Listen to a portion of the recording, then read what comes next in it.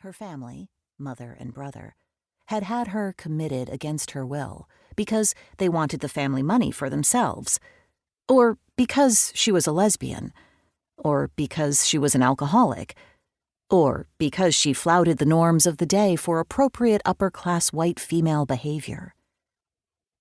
There were bits of truth in all those stories, but the story that gained widest circulation was the one Sara floated herself. That shortly after her commitment in 1948, the doctors had realized she was perfectly well, and thereafter had let her keep a room at the hospital while being free to come and go as she pleased during the day.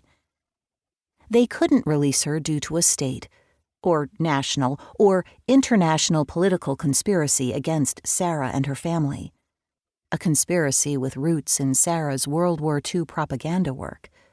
Or perhaps because of her lawyer brother's battle with the Dixiecrats and other political forces.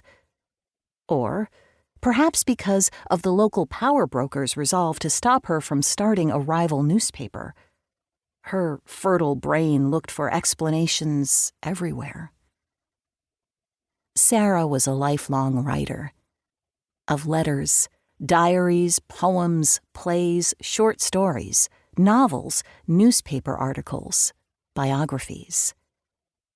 Her greatest work, however, was the story of her life, endlessly revised, often retold, always crafted as a plucky heroine's struggle against adversity, with Sara starring as a victim of sinister machinations and absurd occurrences who would never give her persecutors the satisfaction of knowing they'd hurt her. Throughout her life, Sara Mayfield created a record of her existence, a treasure trove of information about a singular and adventurous life.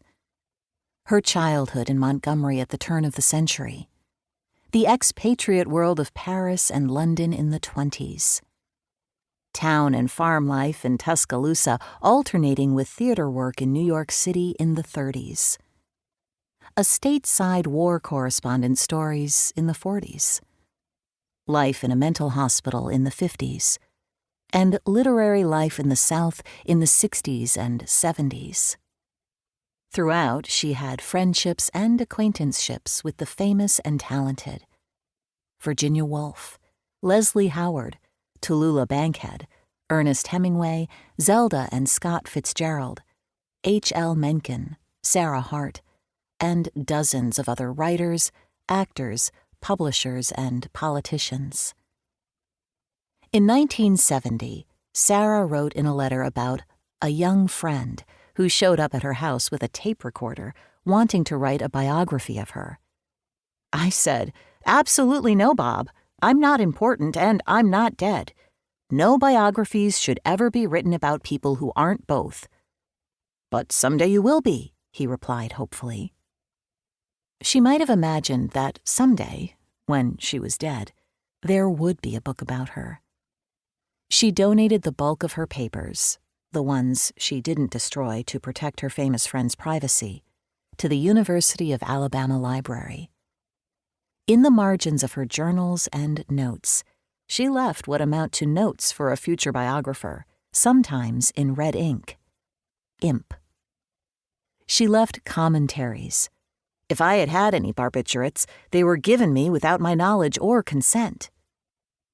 She wrote dates on old letters and filled in the names of correspondents.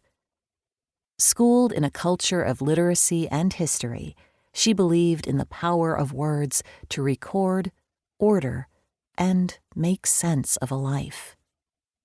Her own life began in 1905 as the first child of an Alabama lawyer and judge, James J. Mayfield, and a young woman from Arkansas, Susie Fitz Martin, described as a beautiful blonde of Little Rock. Sara learned to read and write early, encouraged by her mother and father. The newspaper article on her parents' wedding in 1897 described the match as a union of brains and a union of hearts. Susie enrolled in graduate school as one of the first females to attend the University of Alabama. Sara was born in Tuscaloosa.